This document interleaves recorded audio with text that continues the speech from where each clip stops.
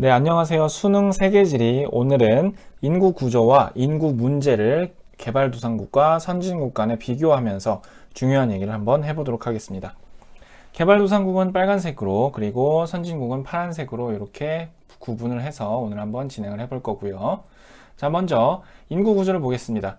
인구 구조는 산업의 구조를 따라서 어떤 산업에 인구가 분포하는지를 인구 구조를 산업별로 나타낼 수도 있지만 보통은 연령별로 이렇게 0세에서 65세 이상까지 이렇게 쭉 한 다음에 남녀를 이렇게 몇 퍼센트가 있는지를 이렇게 비율로 그래프로 나타내서 연령층별 인구 구조를 주로 비교를 합니다.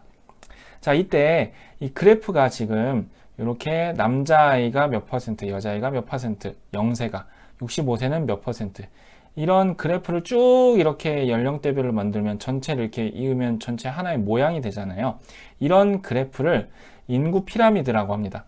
이게 피라미드 모양 같이 생겼다고 해요. 그래서 자, 개발도상국의 인구 피라미드는 전형적인 피라미드형입니다. 그래서 여기서 인구 피라미드라는 말이 나온 거예요. 자, 여기 특징을 보면요.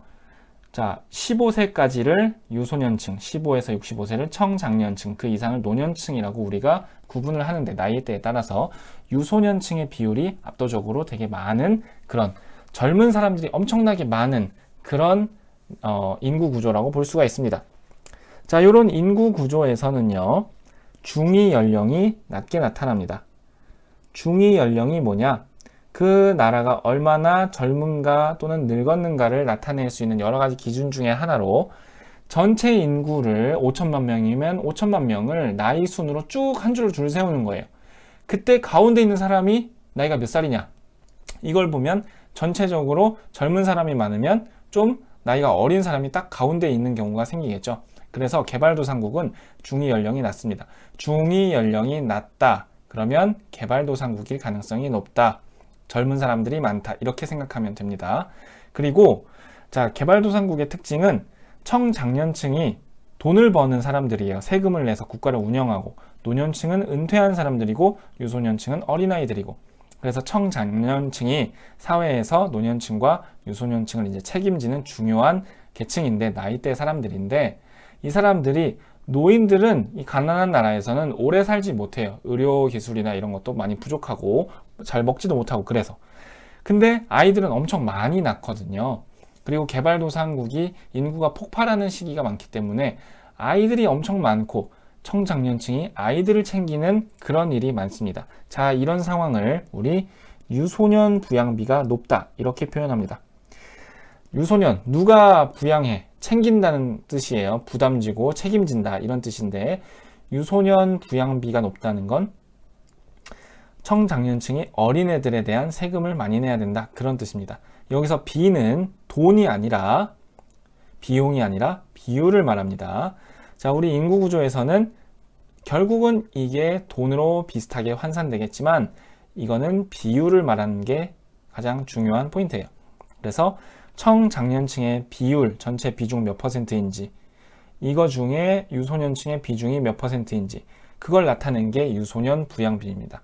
개발도상국에서는 다시 말해서 유소년 부양비가 매우 높게 나타난다라는 게 특징이고요. 다음, 선진국으로 가보겠습니다. 선진국은 인구 피라미드가 종형, 이런 종 모양, 띵 치는 종, 그 다음에 여기서 더 나아가면 방추형이라고 해서 아랫부분이 더 잘록해진 그런 모양으로 바뀌게 되는데요. 자, 이 선진국의 특징은요, 지금 보니까 일단 중위 연령이 매우 높은 곳에 위치하고 있죠. 전체적으로 나이 많은 사람들이 많은 비중을 차지하고 있는 게 선진국의 특징이다 보니까 전체 인구를 쭉 줄 세우면 가운데 있는 사람이 되게 나이 많은 어르신일 가능성이 높은 거죠. 중위 연령이 높게 나타난다. 그리고 더 중요한 건, 자, 이 왼쪽에 있는 개발도상국과 봤을 때 이렇게 돼 있죠. 자, 원래는 피라미드형에서 산하 제한 정책 같은 걸로 아이를 많이 안 낳게 하면 이렇게 종 모양처럼 아이들의 비중이 줄어들게 됩니다. 시간이 한 30년 지나면. 근데 여기서 이제 이게 전형적인 선진국의 인구 구조, 인구 피라미드인데, 여기서 저출산이 더 심각해진 우리나라나 일본 같은 경우는 이렇게 아이가 아예 안 낳는, 밑에가 더 이렇게 좁은 그런 인구 구조가 나타날 수도 있어요. 이런 거를 방추형이라고 합니다. 자, 아무튼 이 선진국 인구 구조의 특징은 청장년층이 책임져야 할 유소년층은 매우 적죠. 하지만 노년층은 80세 이상까지 의료기술이 발달하고 여러 가지 혜택을 볼 수 있기 때문에 노년층의 비율이 매우 높다는 특징이 나타납니다. 즉, 청장년층의 비율 대 노년층의 비율, 노년 부양비가 매우 높게 나타나는 특징이 나타납니다. 자, 여기서 B는 마찬가지로 비율을 말하는 겁니다. 자, 그러면 어떤 인구 문제가 나타나는지 각각 정리해 볼게요. 개발도상국은 너무 급격하게 폭발적으로 인구가 증가한 게 문제예요. 적당하게 인구가 증가하면 좋아요. 근데 나라에서 이들을 먹여 살릴 힘도 없고 돈도 없는데, 식량도 자원도 부족한데 아이들이 많이 태어나면 기아, 굶주리고 빈곤, 가난에 직면하게 되겠죠. 그래서 가난한 나라들은요, 아이를 10명씩 낳지 말고 2명만 낳아라, 국가적으로 제한하는 그런 공익 광고도 하면서 사나 제한 정책을 펴게 됩니다. 아이를 출산하는 것을 제한한다, 이런 뜻이에요. 그리고 인구를 먹여 살릴 수 있는 인구 부양력을 높이기 위해서 여러 가지 노력을 하게 됩니다. 쌀 벼농사 짓는 쌀의 품종을 개발해서 더 많은 수확량이 나오게 한다든지 그런 연구를 한다는 거죠. 그런 노력들을 해야 된다, 대책으로. 선진국의 문제는요, 저출산 그리고 플러스 세트로 가는 게 고령화입니다. 아이를 많이 낳지 않아요. 그리고 나이 든 사람들이 많아졌어요. 노년층의 특징은 일을 안 한다는 거죠. 이 사람들은 국가가 먹여 살려야 됩니다. 국가의 돈은 청장년층의 세금에서 나오죠. 생산을 하고 물건을 만들어서 돈을 버는 청장년층의 인구는 줄어들고, 그렇기 때문에 노동력이 되게 사회 전체적으로 부족해지는 문제가 생기게 됩니다.